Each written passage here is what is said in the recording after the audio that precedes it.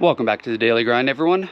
So right here, I was able to do the square foot method for another bed here. And I want to bring you guys along. So this is a square foot tool, square foot seeding tool that I used. And what that does is allows you to get a whole lot more veggies in a smaller area. And most of us, that's pretty beneficial. Not all of us have a whole bunch of space to be able to grow. A lot of us are working, like I am, off of some raised beds, and this one, for instance, is a 4x8. So I'm going to go over kind of what I did and why I feel that this method is better for smaller areas. Towards the end of this year, I decided with my winter garden beds, I would start with this square foot method. I used to do the trenches. In the beginning, the first one that I did, I didn't do so well. And let me bring you guys over to that spot. So this is the bed that I was working on. I had to replant because most of this did not come up. The type of compost I was putting in, it's pretty mulchy, and I had to keep this very well watered, and I just was not keeping up with it. I had to water in the morning and the afternoon. We had some really hot temperatures that caused a lot of this to dry out, so a lot of the new seedlings had died. Now the peas did fine, and they're producing peas. You can see we got peas all over the place, so I'll be able to harvest some shelling peas.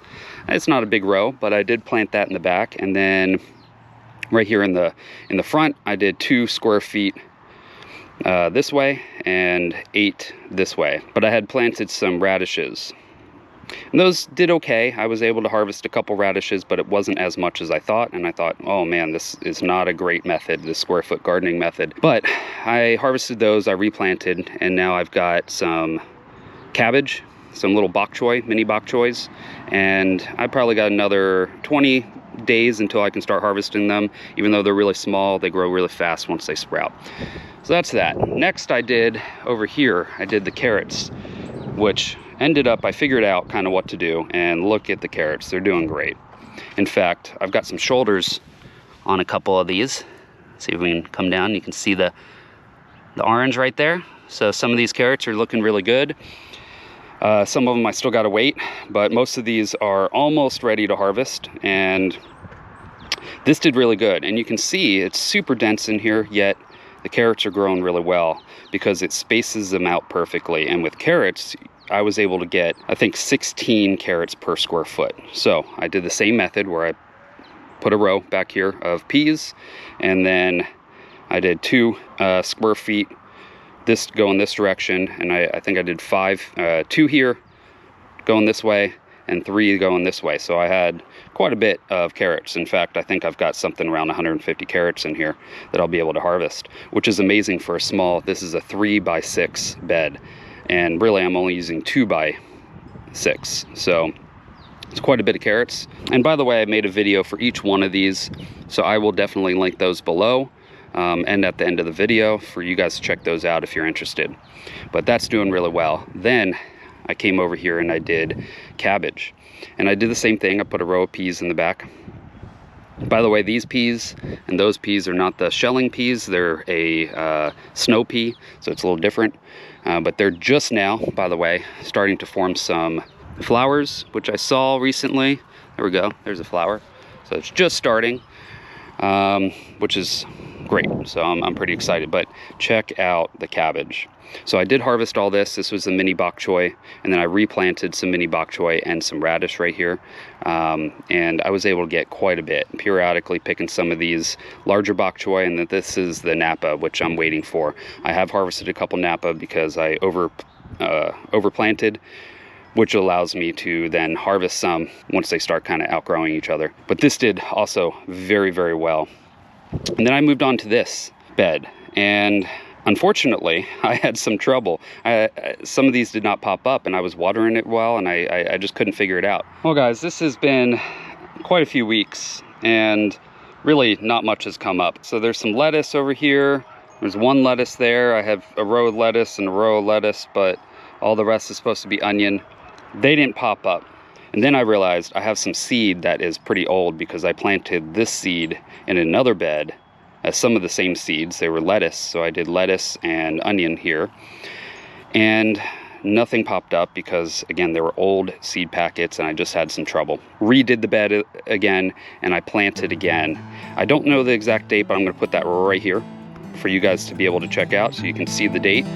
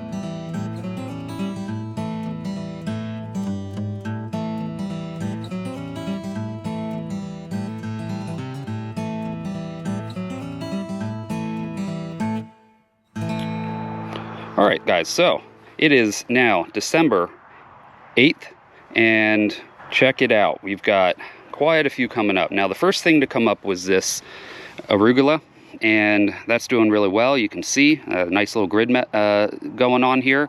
There is one missing, but most of these came up, almost all of them, I believe, all but one. Okay, the onion here, we've got 2 here missing, but and a couple over there, but most of the onion came up as well. This is a super sweet 1015, the Texas super sweet 1015 that always did really well in my area. The cilantro all came up. Cilantro takes a while, but it did finally come up, and you can see a nice little grid pattern. We do have a couple missing, but for the most part, quite a bit. Then I've got this Merlot. This is a really good lettuce, especially for the winter. It handles it because it's red and it's also a kind of curly leaf. And curly leaf and red tends to do well in the winter for some reason. So this always does. Now, you can see a nice little grid section there. It's a red lettuce, so it's hard to see right now, but nice little grid section. But there are a couple missing. Okay, so some of them didn't really pop up. I don't know what that's about, but I'm going to get quite a bit, so that's great. And then I got parsley here, and most of the parsley came up. It's doing really well. I'm going to have to come through and weed these out, but parsley is really slow to come up, so it just recently started popping up. But you can see little parsley right there. So we do have a couple holes as well, like you're going to do. I mean, not all seed is gonna sprout, even if it's good seed. So those came up, and then right here.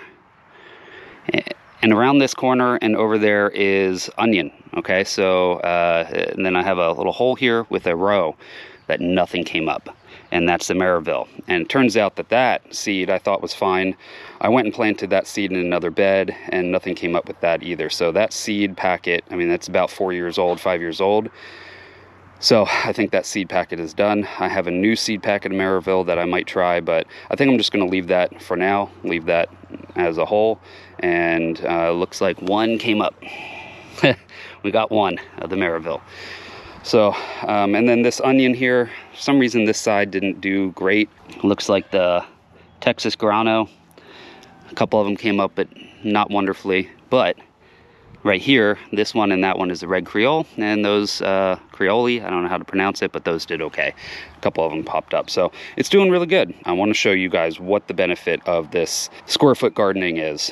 If you look, normally I would be doing a row, and then I would give a space and do another row, because it's really hard to do a second row right that close, right? I probably wouldn't be densely planting them like this, but the square foot method allows me to. So if you look, I've got, I think, 9 per square foot right here, and I've got 4 square feet going, so that's 9 times 4, so that's 36 total plants in a 9x4 area. So that's just 1 foot of row here. I've got 36 arugula, and they should grow totally fine because that's the perfect spacing for them. Same thing goes with the cilantro. I've got the same amount of cilantro here. Now again, we've got a couple missing, so I don't have the full 36, but that's what I was able to plant.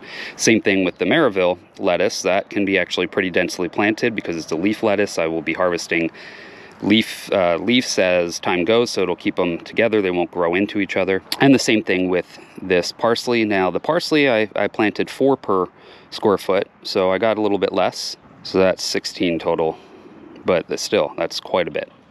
So this keeps, like I said, it keeps everything perfectly sized together. So with the onion, I have 9 per square feet here, and that's way more than I would have gotten normally with rows. So it really does help densely plant this and keeps everything perfectly spaced. It allows you not to have to come through and thin these out as often either. Once you initially plant, they come up, and you know, if you've got multiple, like right here, I didn't do this, you can just pull a couple of these and be careful not to yank a good one.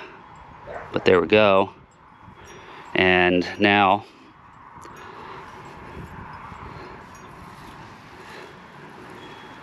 that's it. I don't have to come through and try to figure out spacing or anything.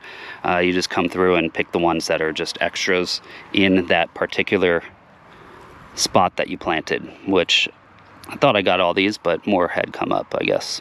And that's it. So it does make thinning it out better. It does make you be able to space things out better. I really do like it. So if you guys are interested in getting this seeding square, I will link this down below where I got it on Amazon. They're not bad. I think they're $20. Of course, prices change all the time, but when I got it, it was 20 bucks.